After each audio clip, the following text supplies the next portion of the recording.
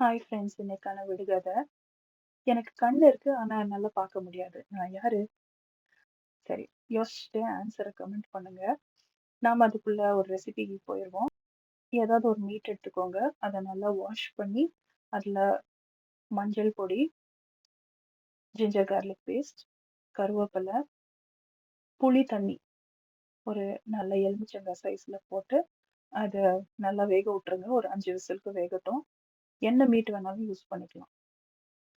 இது ஒரு கடாயில ஆ மஸ்டர்டு, சோம்பு, ஜீரா, ஃபெனுக்ரிக் சீட்ஸு, ஆ அப்புறம் நீங்க இந்த கொரியாண்டர் சீட்ஸு முழுசா இருந்ததுன்னா முழுசா போடுங்க. ரெட் சில்லி போட்டுக்கோங்க. அப்புறம் பெப்பர் போட்டுக்கோங்க. பெப்பர் கொஞ்சம் தூக்கலா இருந்தா நல்லாருக்கும். கூடவே கருவேப்பில போட்டு நல்லா வதக்கி அத ஆற விட்டுருங்க. ஆறுன உடனே அத கொஞ்சம் கோர்ஸா, ரொம்ப பவுடர் பண்ண வேண்டாம்.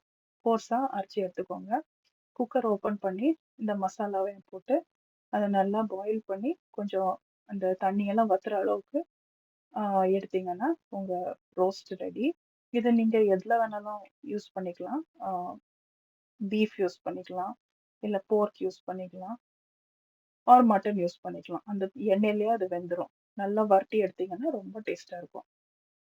ட்ரை பண்ணி பார்த்துட்டு சொல்லுங்க எப்படி இருந்துச்சு.